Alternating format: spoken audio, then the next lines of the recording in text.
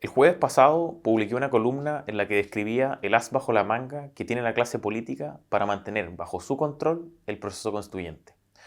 Una trampa que introdujeron en el diseño del proceso para neutralizar el resultado de la elección del 7 de mayo. La columna estará en la descripción de este video y aparecerá en pantalla al final. Bueno, pero ¿por qué les comento esto? Porque un par de días después de la publicación de la columna, un importante militante republicano que ha ocupado altos cargos públicos citó una frase de mi columna para criticar y estigmatizar a un grupo de personas que hemos presentado reparos respecto del proceso constituyente. Ahora, al parecer, su proceso constituyente.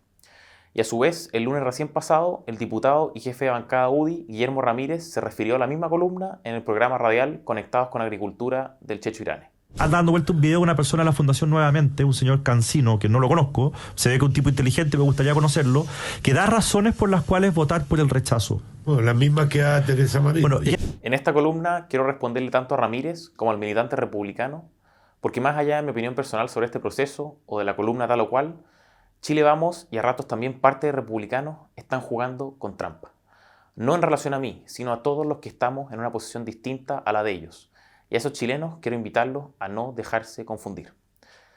Vamos primero con lo del diputado Ramírez, luego nos referimos al que hoy es militante republicano.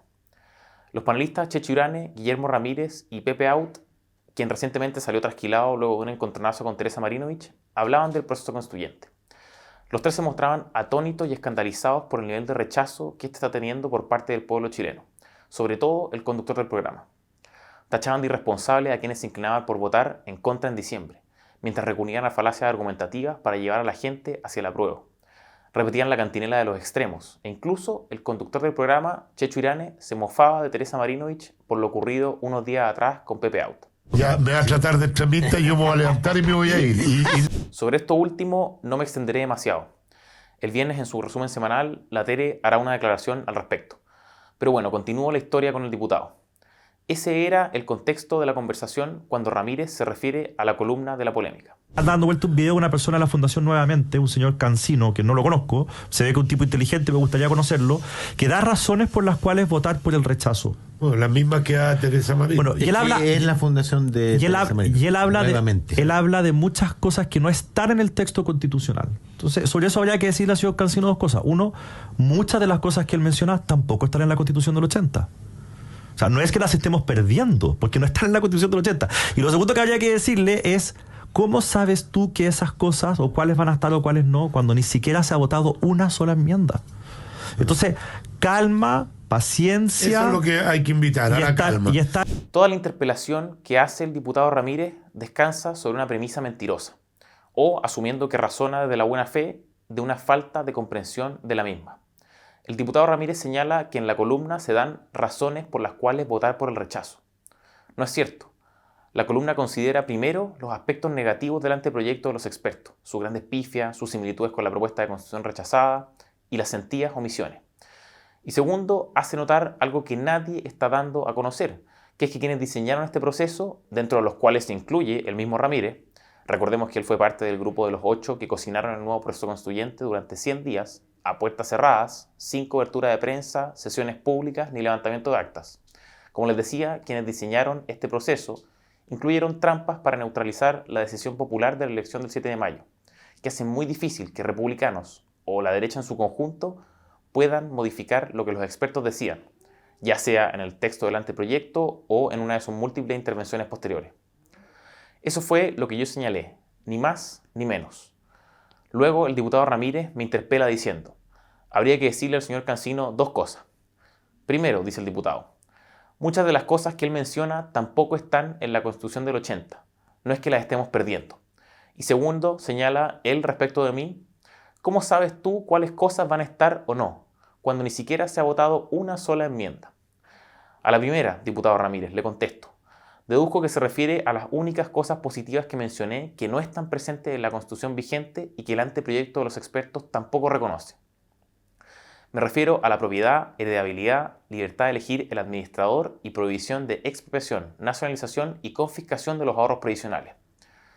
¿Cuál fue el argumento del diputado para interpelarme al respecto? Que dado que no están, no es algo que estemos perdiendo. Diputado Ramírez, le contesto. Que usted entienda que su rol como uno de los líderes de su partido solo consiste en mantener las normas tal como existen hoy, sin aspirar a plasmar sus principios, sus programas y políticas públicas en aquellas, sin hacer mayor agenda política, no es problema de los electores. Que usted no entienda que existen batallas en el terreno de lo cultural, en este caso la de la propiedad de los ahorros, que han sido ganadas, respecto a las cuales existe una hegemonía de nuestras ideas, no es problema de los electores.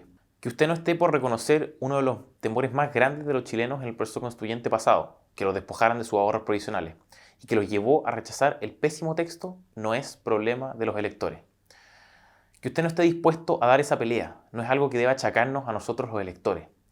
En la próxima elección, en el distrito 11 y los otros 27 distritos del país, votaremos por quienes sí estén dispuestos. Por otra parte, además, hay algo de contexto que hace inexcusable la omisión. El ánimo evidente de la izquierda radical de confiscar los fondos, nacionalizar, dicen ellos, y de cambiar el sistema de capitalización individual por uno de reparto. A su segundo cuestionamiento, eso de que cómo sé yo cuáles cosas van a estar o no cuando ni siquiera se han votado una sola enmienda, le respondo en simple. Yo no lo sé, y usted tampoco, pero a diferencia de lo que el diputado dice, yo nunca dije que lo sabía. Nunca llamé a votar en uno u otro sentido.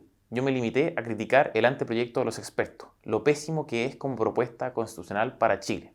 No sé por qué el diputado Ramírez habrá querido detenerse y decir que dije lo que yo realmente no dije.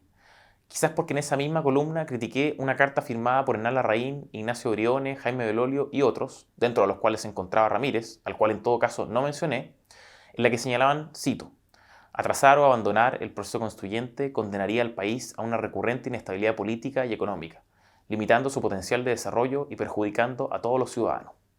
O quizás el diputado acusó recibo de otra cosa que también señalé en la columna que da origen a esta discusión y que les acabo de comentar, que él fue parte del grupo que cocinó este nuevo proceso constituyente a puertas cerradas, sin cobertura de prensa, sesiones públicas ni levantamiento de actas.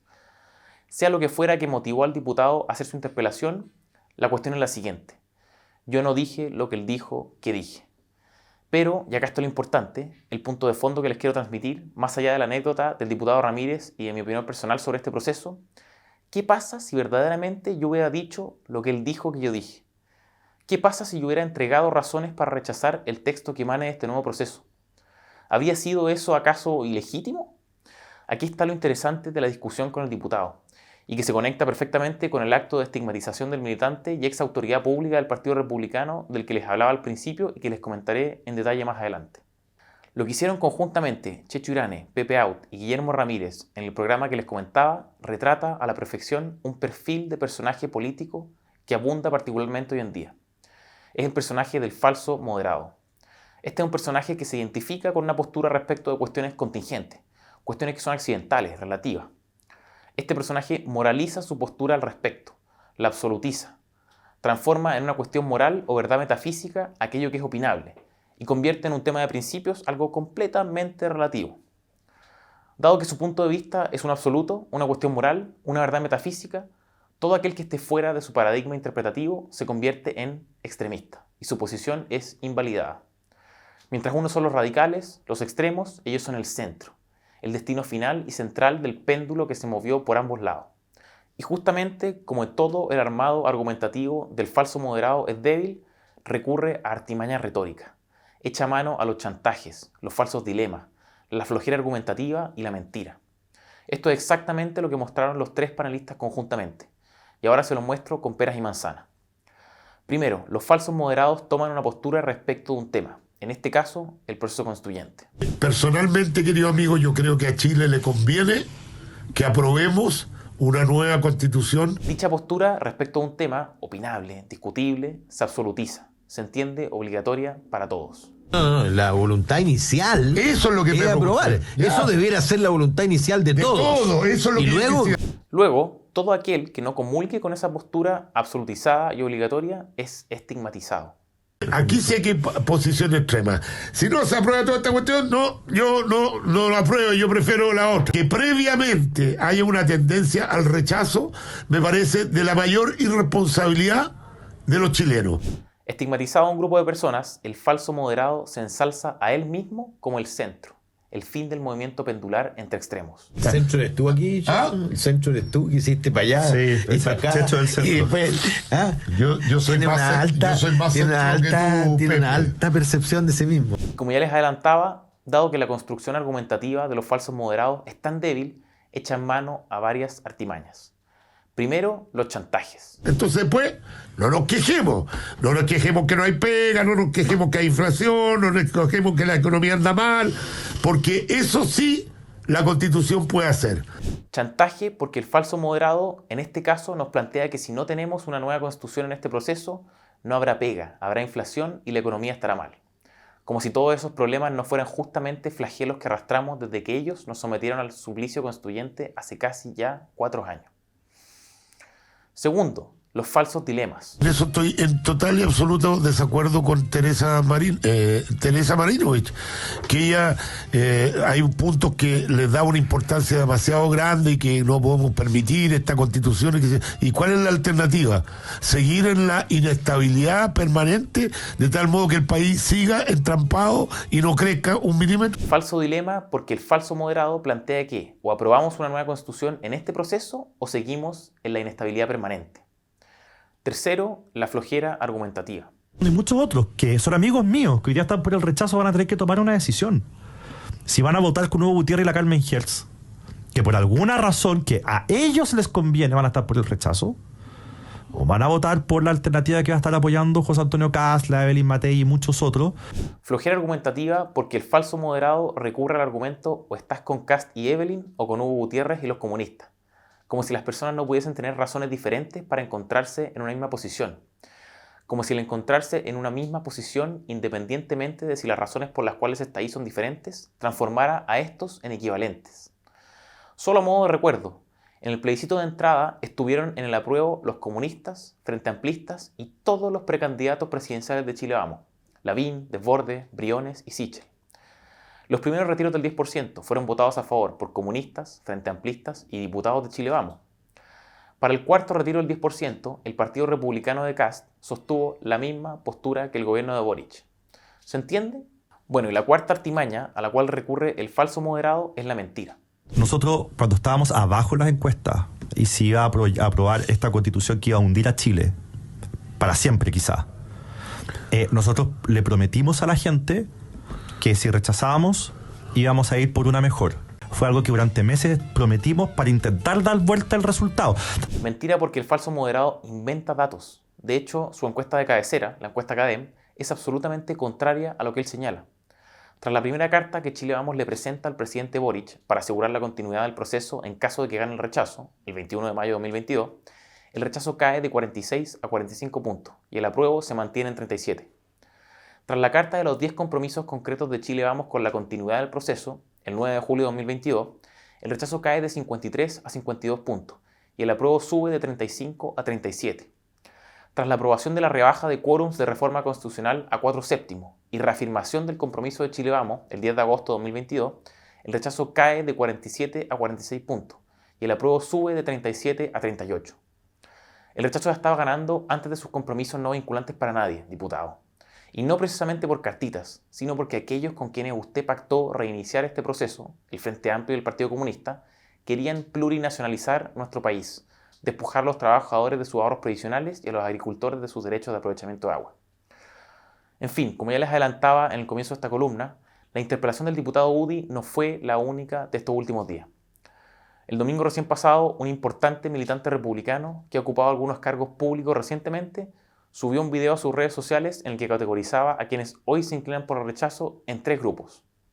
Antes de entrar a los 3 grupos, aclaro que no lo menciono con nombre y apellido porque, a diferencia de Guillermo Ramírez, a quien destaco por ir de frente, el militante republicano no aludió con nombre y apellido, pero sí teledirigió de manera clara y evidente un mensaje, como les mostraré a continuación.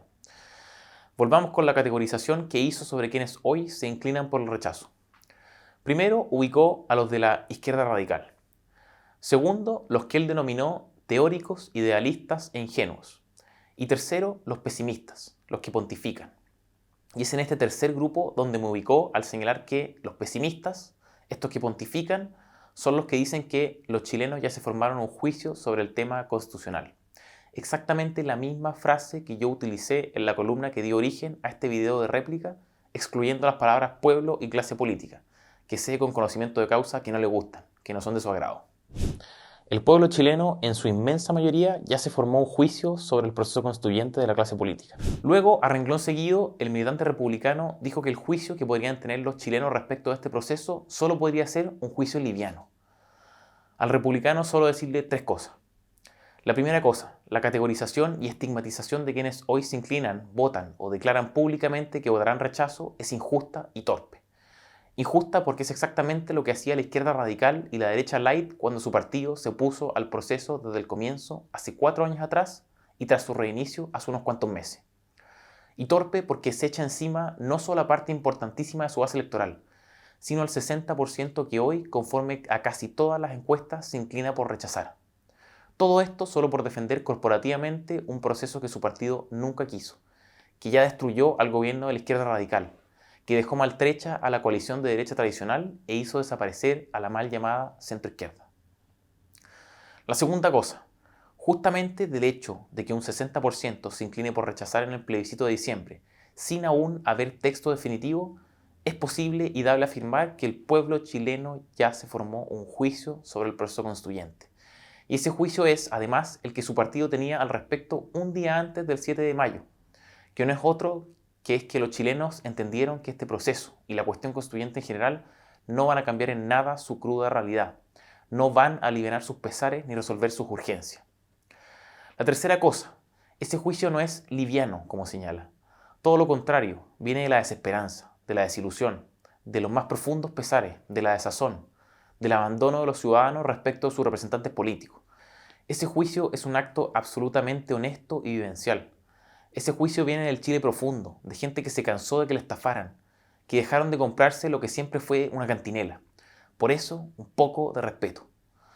En definitiva, los comentarios, críticas e interpelaciones de autoridades UDI y republicanos a la columna que origina este video son solo una excusa para mostrarles a ustedes un punto más de fondo.